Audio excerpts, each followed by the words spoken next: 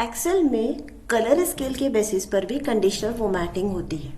Conditional formatting colour scale पर बहुत effective होती है क्योंकि सामने जो डेटा एनालाइज करता है वो कलर के बेसिस पर ही बहुत सारा डिसीजन मोटे तौर पर ले सकता है। जैसे कि कोई अमाउंट है और मैंने कुछ इस तरीके की फॉर्मेटिंग की है कि भाई कलर के बेसिस पे जिन कलर्स का कलर सेट रेड होगा वो मैक्सिमम वैल्यूज होगी, जिन कलर सेट्स का कलर सेट ग्रीन होगा वो मिनिमम वैल्यू होगी, और जिन कलर सेट का कलर येलो होगा वो मिडिल वैल्यू होगी। तो उस तरीके से सिर्फ ऊपरी तौर पर मैं खाली अगर डेटा को कलर के बेसिस पे देखूं तो मुझे मोटे तौर पर अंदाजा होता है कि कौन सी चीज ज्यादा है कम है। तो उस तरीके के उपयोग में हम कलर कंडीशनल फॉर्मेटिंग में का यूज करते हैं कलर के बेसिस पे।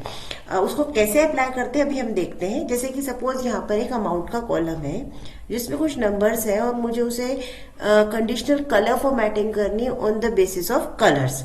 तो ठीक है, इसके लिए हम क्या करेंगे, सबसे पहले मैं इस कॉलम को सिलेक्ट करती हूँ। इस कॉलम को सिलेक्ट करने के बाद क्योंकि मुझे इस कॉलम पर कंडीशनल फॉर्मेटिंग करनी है तो मैंने इसे सिलेक्ट किया है, इसके वैल्यूज पर सिलेक्ट किया है और कंडीशनल फॉर्मेटिंग में जाकर कलर स्केल्स को सिलेक्ट करूंगी। अब जब मैं कलर स्केल्स को सिलेक्ट करती हूँ तो आपको ये यहाँ पर कुछ अलग अलग तरीके के कलर स्केल्स दिख रहे हैं। ये टोटल एक्सेल में 12 तरह के कलर स्केल्स डिफाइन होते हैं। ये 2 कलर स्केल्स हो सकते हैं और 3 कलर स्केल्स हो सकते हैं, यानी कि 2 कलर स्केल्स में 2 कलरों का कॉम्बिनेशन होता है और 3 कलर स्केल्स में 3 कलर्स का कॉम्बिनेशन होता है। और मोर रूल्स में हम हमारे हिसाब से कोई कलर को डिफाइन कर सकते हैं, पर उससे पहले कि हमें देखना पड़ेगा कि 3 कलर स्केल्स क्या है और 2 कलर स्केल्स क्या है।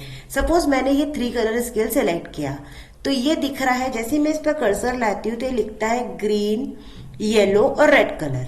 जैसे आप कर्सर लाते हो तो जो ग्रीन लिखा है इसका मतलब ये कि ग्रीन कलर पे जब मैं स्केल को सिलेक्ट करूंगी तो ग्रीन कलर का जो सेल कंडीशनल फॉर्मेटिंग होने के बाद जो कलर होगा वो हाईएस्ट वैल्यू होगी, येलो वाली मिडिल वैल्यू होगी और रेड वाली जो वैल्यू होगी वो कैसी होगी, लोएस्ट वैल्यू होगी। सपोज मैंने इसको सिलेक्ट किया तो अभी हम यहाँ पर देखेंगे कि जो यहाँ पर मैंने नीचे निकाल के भी रखा है कि 12,000 मैक्सिमम वैल्यू है।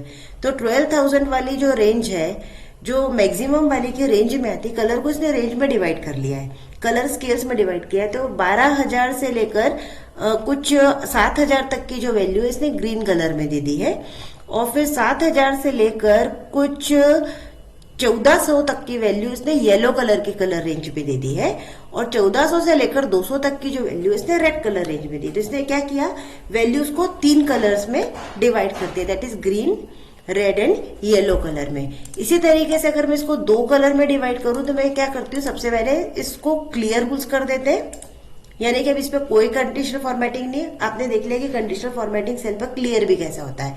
अब यहाँ पर वापस जाकर मैं कलर स्केल्स में जाऊंगी, उसको 2 कलर्स में डाल देती हूँ, यानी कि मैंने क्या किया, ग्रीन और व्हाइट, यानी कि 2 कलर्स अप्लाई होंगे, एक ग्रीन कलर होगा और एक व्हाइट कलर अप्लाई होगा। तो जैसे मैं ग्रीन और व्हाइट कलर अप्लाई करूंगी तो आप देखेंगे कि मैक्सिमम वैल्यू 12,000 है और मिनिमम वैल्यू 200 है जो व्हाइट पर है, और इसका भी एक कलर स्केल हो गया। तो आपको मोटे तौर पर देखने में पता चल जाएगा कि किस जगह वैल्यू हाईएस्ट है और किस जगह वैल्यू लोएस्ट है। अब अगर मान लो मुझे ये भी नहीं चाहिए है तो मैं इसको अभी क्लियर कर देती हूँ। यहाँ पर मैं कंडीशनल फॉर्मेटिंग में गई, क्लियर रूल्स में जाके क्लियर रूल्स में हम सिलेक्टेड सेल्स करेंगे। तो इस तरीके से हम कंडीशनल फॉर्मेटिंग को क्लियर कर सकते हैं। अब मुझे मेरे अपने ही रूल्स लगाने, यानी कि मैं चाहती हूँ कि जो कलर स्केल्स पे कलर है वो मेरे हिसाब से हो, मेरे जो 12 तरीके की जो स्केल्स हैं 3 या 2 का उसकी जगह ना होते हुए मेरे पसंद के कलर लगे। तो उसके लिए मुझे क्या करना होगा, उसके लिए मुझे सिंपली अगेन अमाउंट को मैंने सिलेक्ट किया, इसको सिलेक्ट करने के बाद मैं कंडीशनल फॉर्मेटिंग में जाऊंगी और कलर स्केल्स में जाके मोर रूल्स को सिलेक्ट करूंगी। मोर रूल्स को सिलेक्ट करके अभी मुझे सारे सेल्स पर अप्लाई कर रही हूं मैं ये वैल्यू को, और मुझे 3 कलर स्केल्स चाहिए तो मैंने 3 कलर स्केल्स ले लिया। और मान लो लोएस्ट वैल्यू का कलर मुझे चाहिए है ग्रीन, मैंने उसे ग्रीन ले लिया। मिड पॉइंट तो मुझे येलो चलेगा पर हाईएस्ट वैल्यू मुझे चाहिए रेड, मैंने रेड ले ली, ठीक है, और मैंने इसको अप्लाई कर दिया।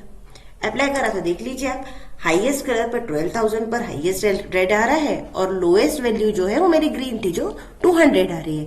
तो इस तरीके से आपने देखा कि किस तरीके से कलर स्केल का यूज करके हम डेटा को कलर स्केल के बेसिस पर डिवाइड कर सकते हैं, कंडीशनल फॉर्मेटिंग कर सकते हैं। आई होप सो आपको ये कलर स्केल का टॉपिक समझ में आया होगा।